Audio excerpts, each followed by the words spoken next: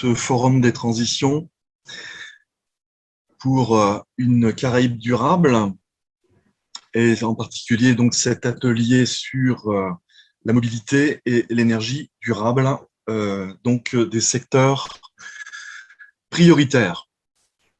Alors, lors de cet atelier, on aura l'occasion, au-delà de ces deux points de thématique, d'aborder qu'est-ce qu'un secteur prioritaire, vu de chacune des institutions qui sont ici présentes autour de cette table ronde. Qu'est-ce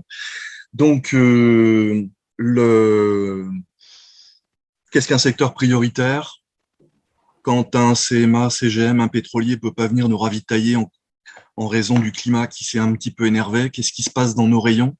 Comment fait-on pour aller faire les courses? Comment fait-on pour conserver dans nos frigos, dans nos congélateurs, etc., etc. C'est peut-être les questions en matière de secteur prioritaire, effectivement, qu'il faut se poser, mais pas que. Chaque institution a peut-être sa définition des prioritaires. J'ai le cas que je viens citer, bien sûr, un cas extrême dont on peut espérer se sortir rapidement si d'aventure, enfin, j'ai envie de dire la prochaine fois qu'il arrivera, puisqu'on voit très bien, compte tenu de tout ce qui se passe dans le monde actuellement, les incendies aux États-Unis, ce qui s'est passé en Grèce, ce qui s'est passé dans le sud de la France, les inondations encore très récentes, etc. Aujourd'hui, les fruits et légumes qui augmentent parce qu'il y a eu le gel, ensuite il y a eu, etc., etc. Donc, on voit très bien que il est temps d'agir. Il est plus que temps d'agir. Et effectivement, définir les secteurs prioritaires, c'est qu'est-ce qu'on fait, quels sont les éléments essentiels de la vie. Ben, il faut se nourrir. Et puis, c'est bien quand même à notre époque d'avoir un peu d'énergie. Donc, qu'est-ce qu'on a prévu? Et puis après, bien sûr, il faut non pas vivre différemment d'avant, j'ai envie de dire par là dans les thématiques qui nous sont quotidiennes. Au-delà de l'alimentaire et de l'énergie, ben, j'ai des congés, j'aime bien aller en vacances, on appelle ça le tourisme. Ben, si on pouvait faire du tourisme durable, si on pouvait faire bien sûr de l'énergie durable, de l'alimentation durable, etc., etc., etc., la liste est longue. Voilà. Donc, en quelques propos introductifs à cette session, pour se reconcentrer maintenant sur la mobilité et l'énergie, je vous propose de commencer pour les participants donc un petit tour de table des intervenants. Je terminerai par moi. Je vais d'abord appeler Monsieur Lafont, qui va se présenter en une petite minute, 2 minutes même, il aura le droit. On ne vous entend pas, Monsieur Lafont. Ça y est, c'est bon. Ouais. Bonjour à tous, mesdames et messieurs, en vos grades et qualités.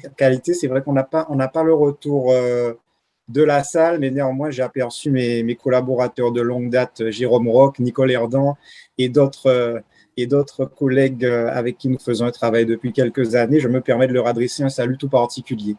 Je suis Julien Lafont, je suis le directeur en charge de l'énergie et de l'eau au Conseil régional de la Guadeloupe. Avant tout autre propos, je vous prierai d'excuser l'absence de Sylvie Vanoukia, qui est la présidente de la commission énergie du Conseil régional, qui avait prévu d'être avec nous aujourd'hui pour représenter le président Harry Chalus, mais un impondérable de dernière minute ne lui permet pas d'être là. Elle m'a personnellement chargé de vous transmettre ses excuses les plus appuyées et de vous assurer de tout l'intérêt qu'elle apporte à cette manifestation et aux conclusions qui en sortiront.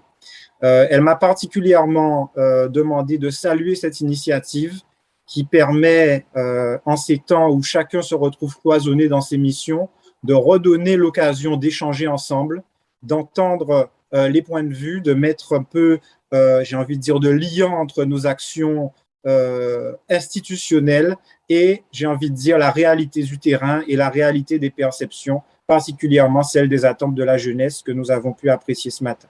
Voilà en quelques mots ce que je voulais dire à titre d'introduction et j'interviendrai tout à l'heure plus longuement pour une présentation sur le sujet de l'énergie et de la mobilité, état des lieux et enjeux et perspectives.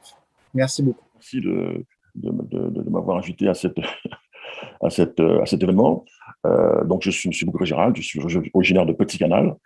Okay, et mon parcours professionnel, vous pouvez le trouver en me demandant mon mail au travers d'une synthèse exécutive que j'ai qui est en ligne, parce que sinon ce serait très long à vous expliquer par des choses. Aujourd'hui, donc, depuis 20 ans, je travaille, après avoir fait un parcours professionnel aux États-Unis et en France hexagonale pour France Télécom, et le CEA ensuite pour une start-up dans le domaine de l'informatique de très haut niveau. J'ai choisi de faire tout un travail de fond au début des années 2000 pour pouvoir apporter aux Guadeloupéens des informations que certaines ne donnent pas dans le domaine de l'eau et de l'énergie. J'ai finalement focusé sur l'énergie. Bon, je ne rentrerai pas dans le détail parce que ce serait très compliqué. Et aujourd'hui, j'estime que je suis donc plutôt un porteur de projet dans le domaine de l'énergie, sur des énergies que les Guadeloupéens, la plupart du temps, n'en entendent que très peu parler, notamment la géothermie et les stations de transfert d'énergie par pompage. Par ailleurs, ce sont des choix que j'ai faits en étant assisté par l'ancien patron des Phages Antilles-Guyane du Nord-Élec Guadeloupe, qui s'appelle Alain Domain, ingénieur INSAB, et puis celui qui a fait travailler, qui a fait fonctionner géothermie bruyante, s'appelle M. Lumari Rocha, pendant des années. Et donc, mon rôle aujourd'hui, c'est plutôt d'être de porteur de projet dans le sens de ces énergies renouvelables dont on ne parle pas, avec la possibilité bien évidemment, d'informer la population à ce niveau-là, parce qu'elle est très, très mal informée sur énormément de choses sur ces éléments des énergies renouvelables. Et puis surtout, pour voir comment j'estime que la Guadeloupe possède ces richesses depuis très longtemps, qu'elle ne savait pas. Et je me suis fixé comme rôle, avec un certain nombre d'autres personnes et l'équipe en question, de chercher à valoriser cette géothermie, en passant par la géothermie 4e génération, l'hydrogène qui pourra en sortir, en ayant bien évidemment des sociétés, notamment coopératives d'intérêt collectif, qui pourront intégrer la population guadeloupéenne au sens le plus large du terme, pour faire en sorte que la Guadeloupe puisse, en tout cas en grande partie, vivre de ses richesses plutôt que d'attendre après qui vous savez. La parole est à vous. Quelle est votre vision pour le territoire? Ok. Mais écoutez, ma vision du territoire, elle découle. Déjà, je vous remercie encore une fois d'être présent, de m'avoir invité à cet événement. Okay. Comme je l'ai dit tout à l'heure, en résumé très rapide, aujourd'hui, je suis plutôt porteur de projet accompagné des personnes dont je vais parler tout à l'heure. Et côté financier, qui travaille sur le réseau pendant des années, M. Olivier Paulin, qui est un ancien patron du fonds d'investissement et de participation des fonds ultramarins. J'en parle parce que la partie financière est quelque chose de relativement important. Et l'équipe technique dont j'ai parlé tout à l'heure, plus lui et des ingénieurs financiers guadeloupéens, sont à même aujourd'hui de lever ce qui vont bien, les fonds d'investissement qui vont bien, pour permettre justement, et ça c'est, je vais prendre un peu le contre-pied de ce que tout le monde dit aujourd'hui, c'est que je cherche à faire depuis des années en sorte que les énergies puissent non seulement permettre à la Guadeloupe, aux Guadeloupéens de vivre un mieux-être dans leur vie de tous les jours, mais surtout de s'enrichir. Et là, c'est sûr que je vais en choquer peut-être plus d'un, mais avec des exemples concrets à l'appui, okay, puisque des sociétés extérieures, bien évidemment, nous ne faisant rien, les autres font à notre place, et ce qui fait qu'on a des personnes qui s'enrichissent de manière relativement conséquente. Moi, j'ai rien contre, hein, voilà. Et donc, mon rôle, aussi bien par rapport à ce que je me suis fixé avec l'équipe en question, c'est de voir dans quelle mesure le Guadeloupéen, au sens large du terme, puisse profiter, parce que les énergies, c'est une chose en termes de production d'électricité. Dès lors qu'on monte les dossiers qui vont bien, on fait ce qu'il faut avec EDF, on est capable de retirer des retours sur investissement extrêmement intéressants, que malheureusement, aucune structure en Guadeloupe ne parle.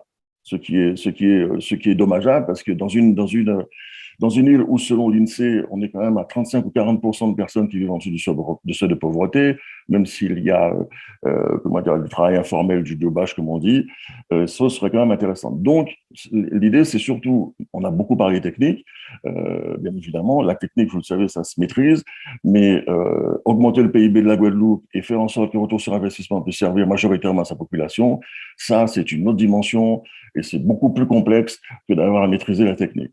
Voilà, ça c'est le premier point. Donc moi, je me définis comme un porteur de projet entouré d'une équipe fabuleuse qui me suit depuis 20 ans, je vous l'ai dit, hein, ancien patron des Phages Antilles-Guyane, M. Alain Domain, ingénieur INSAM, et puis Lumari Rocha qui a fait fonctionner Géothermie Bruyante de 1996 à 2002 avec 98% de disponibilité. Et il faut que vous sachiez aussi que nous, donc cette équipe-là, plus les éléments financiers, on était le 12 juillet 2012 devant la Commission européenne avec le président Johannes Hahn, assisté d'Olivier Brunet, un des directeurs de recherche de l'Union européenne et autres, et son chargé de mission Patrice Bayeux, qui nous ont donné quitus pour pouvoir, comment dirais-je, voir dans quelle mesure le projet qu'on avait apporté, qu'on avait présenté avec le maire, l'ancien maire Malo, etc., puisse être constitué une seule énergie. Son sentier du 12 juillet 2012 le disait, et malheureusement, pour des raisons X et des raisons Y, l'Union européenne, je tiens à le dire, je le redis encore une fois, a envoyé un mail à ce propos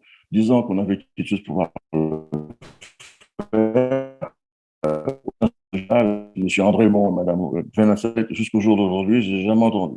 Bref, toujours, donc, pour dire que nous sommes plutôt, ça c'est une expérience passée, j'en parle comme ça, j'espère que les erreurs ne se refassent pas, pour faire en sorte que les énergies, bien évidemment, renouvelables, on les maîtrise, ça c'est sûr et certain, il y a les techniques pour, à diverses échelles, et qu'ensuite, elles puissent revenir majoritairement aux monnaie guadeloupéens pour qu'ils puissent en tirer profit au sens de ce que j'ai dit tout à l'heure par rapport avec la pauvreté, notamment en passant par l'économie sociale et solidaire, la société coopérative d'intérêt collectif, qui existe, notamment en France, avec Énergie partagée par exemple, et bien d'autres.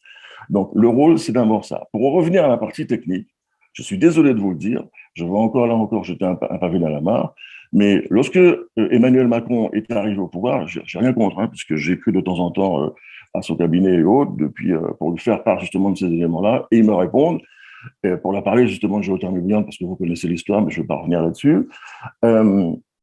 Aujourd'hui, en 2017, il y a un rapport des ingénieurs de l'inspection générale des finances, 2017 M015, qui dit ceci.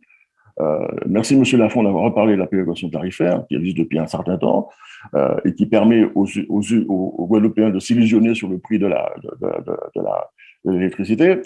En 2017, il a fait des études, donc avec des ingénieurs en question. J'ai l'extrait de cette étude qui dit que la CSPE, qui est le fonds qui permet donc la contribution sociale pour l'électricité, qui permet de gérer cet écart entre le prix de revient global, le prix et autres, et le prix réel, voilà, le nucléaire revient à 55 € le mégawattheure, je cite encore dans le document en question, et que cette CSPE est déficitaire, elle génère des surcoûts, et que ces surcoûts sont explosifs, et que cette explosivité rejaillit sur le budget général de l'État. Okay, et il est question, il sera peut-être question, qu'à un moment ou à un autre, cette péréquation tarifaire, elle explose, elle soit supprimée. J'ai fait le travail qui va bien, évidemment. J'ai vu les députés, Madame Bénin, etc. Lors d'une séance, j'ai fourni tous les éléments qui vont bien. Ça a été jusqu'à une séance de questions-réponses à l'Assemblée nationale. Et l'État a dit qu'il ne toucherait pas à la péréquation tarifaire. Mais, comme vous le savez, les promesses politiques sont ce qu'elles sont. Elles peuvent changer, peuvent évoluer avec les changements de majorité et autres. Et il y a eu un collectif de Guadeloupéens qui s'est monté suite à ces travaux dont on leur a fait part, qui a donc écrit au gouvernement en question, aussi bien à M. Macron, aussi bien qu'à M. Castex, aussi bien aux instances qui vont bien, pour leur faire part de ces différents éléments, notamment la péréquation tarifaire. Et ils ont posé des questions, à savoir ce qui serait possible de constitutionnaliser la péréquation tarifaire, parce qu'il s'agit d'un sujet qui touche tous les Édéniens. Il n'y a pas que la Guadeloupe. Des faits, jusqu'à ce jour, malheureusement, avec les problématiques de Covid, ça n'a pas arrangé les choses. Le collectif en question n'a toujours pas eu de réponse. Donc, les énergies, comme je l'ai dit, donc vecteurs de richesse pour la Guadeloupe, en levant un certain nombre de verrous, dont celui dont je viens de vous parler, il ne faut surtout pas qu'aujourd'hui, la péréquation tarifaire, pour des raisons financières, pour des raisons exceptionnelles, elle saute, parce que ça voudrait dire que les factures des ultramarins seraient multipliées par 5 ou par 6. Je le dis, je répète, si on ne fait pas le travail qui va bien au niveau de ce verrou, au niveau de ce problème, vous pourrez avoir les meilleurs plans du monde en termes de développement d'énergie renouvelable, on ne pourra pas y avoir accès parce que ce truc-là sera embêtant. Premier élément. Deuxième élément, c'est qu'on a beau dire, ça je vais encore malheureusement parler un petit peu technique, mais vous avez un article dans le Code de l'énergie qui va être la L141-1 ou 9, je ne sais plus, qui dit parce que il faut aussi arrêter de faire croire aux Guadeloupéens, parce qu'on dit oui, on a l'air, on a l'eau, on a le soleil, on a les trucs, etc. Or, je le dis, je répète, il faut le faire savoir aux Guadeloupéens, c'est la production d'énergie renouvelable provenant de l'éolien, de solaire photovoltaïque, elle est intermittente. J'avais fait les travaux qui m'ont mis avec l'UAG, avec Maudit Calif et Jean-François Dorville à l'époque, pour le dire, pour le démontrer. Okay. Même avec le système de stockage, on arrivait à avoir les performances des centrales thermiques. D'où le fait que EDF continue de perdurer avec ces centrales thermiques aujourd'hui, pour avoir l'équilibre, l'équation fondamentale du réseau, l'équilibre entre l'offre et la demande. Okay. À part la géothermie, la biomasse et quelques autres. Donc, et aujourd'hui, vous pouvez parler d'atteindre des objectifs de X% d'énergie renouvelable. Aujourd'hui, 35%, lorsque vous avez simultanément 35% d'énergie renouvelable injectée sur le réseau, EDF commence à vous déconnecter. Alors, dites-moi comment vous pouvez faire avec un décret comme ça, atteindre les X% d'énergie renouvelable de mix électrique avec une limite qui fait que dès lors que vous attendez, là, on va l'augmenter à 40%, vous atteignez ces 35-40%, on vous déconnecte. Ça n'est pas possible. Donc, il faut que ce décret-là évolue et il faut en parler. Parce qu'on dit, oui, on va faire autonome à X, autonome à Y, etc. Non, sous réserve que X, que Y, que Z soit fait. Donc, voilà. Il va falloir conclure.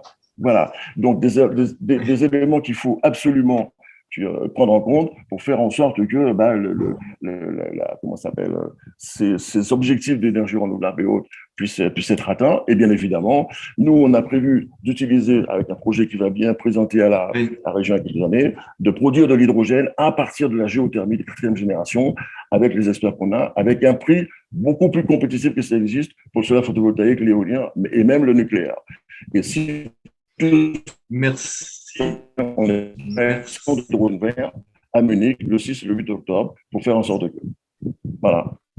Je tenais à nouveau à remercier les organisateurs de nous donner cette opportunité d'échanger. Moi, j'ai vraiment, à titre personnel et professionnel, apprécié l'intégralité des propos qui ont été tenus aujourd'hui et qui nous ont donné vraiment un panel de regards sous des angles différents qui vont dans le même objectif. Et on voit que la voie n'est pas unique, qu'il faut toutes les emprunter de concert. Si je peux prendre quelques minutes pour revenir sur les propos qui ont été tenus, et particulièrement sur le sujet du transport, où ce qu'il me semble important de retenir, c'est qu'il n'y a pas une solution miracle.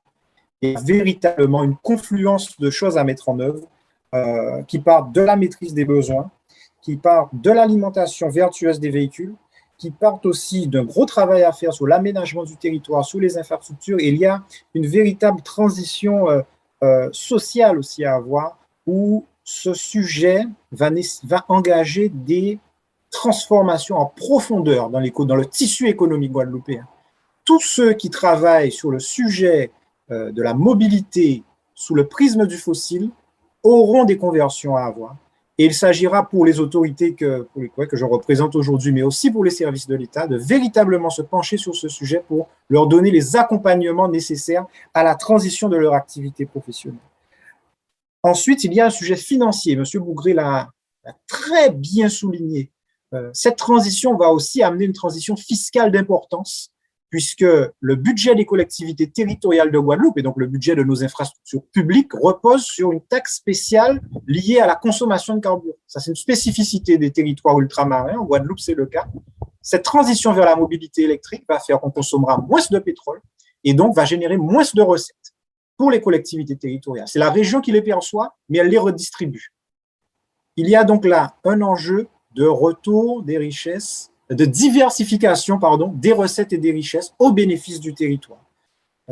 Typiquement, la taxe spéciale sur les carburants, c'est environ 110 millions d'euros par an sur le budget de la région, sur un budget grosso modo qui oscille entre 500 et 600 000 euros. Donc vous voyez, c'est presque 1/5 du budget de la collectivité territoriale majeure de la Guadeloupe. Il y a un vrai enjeu à ce que cette transition fiscale se fasse, donc que l'État, à nos côtés, se préoccupe de ce sujet, mais aussi, comme l'a souligné M. Bougré, que le territoire et ses institutions majeures saisissent les opportunités qui pourraient générer de la recette. L'énergie en est une énergie localement produite sur le territoire. Il n'y a pas de raison à ce que le territoire ne puisse pas en bénéficier directement aux côtés des investisseurs. Très rapidement, aussi aborder ce sujet de la CSPE, on en a parlé, qui est un sujet d'une importance capitale. Et là, je prends une casquette presque politique qui m'incite à dire c'est un enjeu primordial que nous puissions continuer à défendre cette solidarité nationale.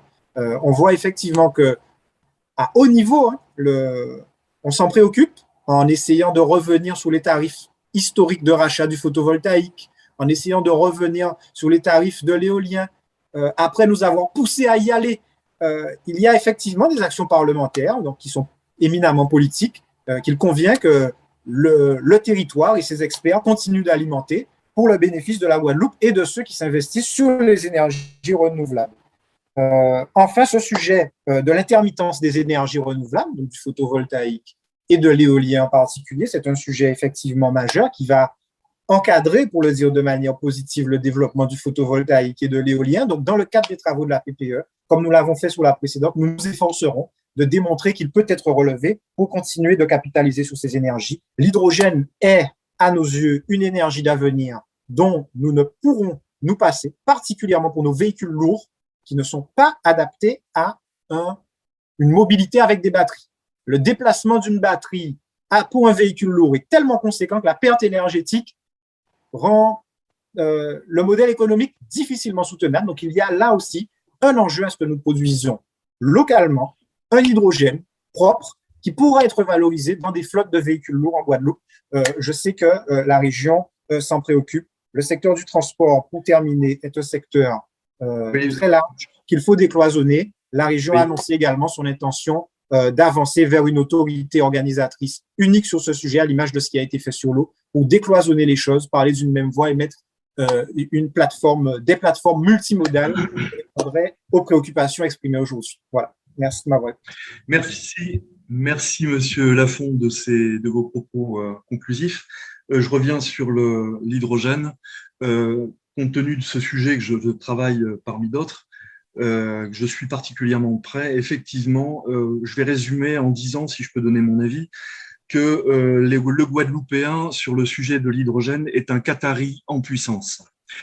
Si d'autres veulent prendre la parole, oui, tout à fait. Il reste 32 secondes. 32 secondes. 32 secondes. Je vais je remercie M. Lafond parce que c'est une des très rares situations que j'ai eues. Je n'avais jamais vu, c'était la première fois que je le voyais. Pour remercier, pour aller dans ce sens-là. Une chose pour dire que, comment dirais-je, la taxe sur les carburants, etc., il suffirait de faire tourner les businessmen qui vont bien. Et je vous assure qu'avec les énergies renouvelables, dont la géothermie, dont les stations de transfert d'énergie par pompage et l'hydrogène qu'on va produire, je le répète encore une fois, moins cher. Et les Émirats arabes unis, tous les investisseurs du monde nous ont déjà appelés pour cela.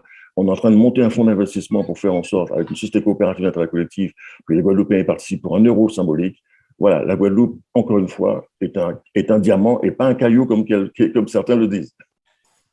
Merci de ces propos, Monsieur Bougret. Voilà, donc je remercie chacun des participants. En conclusion, on voit très bien que c'est un gros sujet qui mérite de passer plus d'1 heure et demie et qu'il faut qu'on y travaille tous ensemble, que ce soit les acteurs publics ou privés. Hein, on a des acteurs et il y en a d'autres. Plus des gros projets d'accompagnement à l'échelle anti-Guyane. J'ai une réunion à ce propos demain matin avec le ministère. Et pour finir, avec l'ONU directement mardi prochain pour travailler à l'échelle de la Caraïbe. Donc, il y a plein de choses à faire. Nous avons, mesdames, messieurs, 10 ans de travail devant nous. Voilà. Tout à fait. En Guyane et en Martinique, pareil, nous avons prépositionné des projets qui sont en cours et nous attendons que les PPE sortent. Parce que les PPE, ça prend du temps pour sortir. Oui, on adaptera les PPE. Ok, merci. Ok, pour conclure, je redonne la parole à M. Méron qui va conclure cette réunion. Et merci encore à toutes et à tous pour votre participation. Merci et merci à tous. Merci beaucoup pour votre disponibilité, ces échanges riches et voilà, un nouveau début, encore et encore. Le bon, j'espère.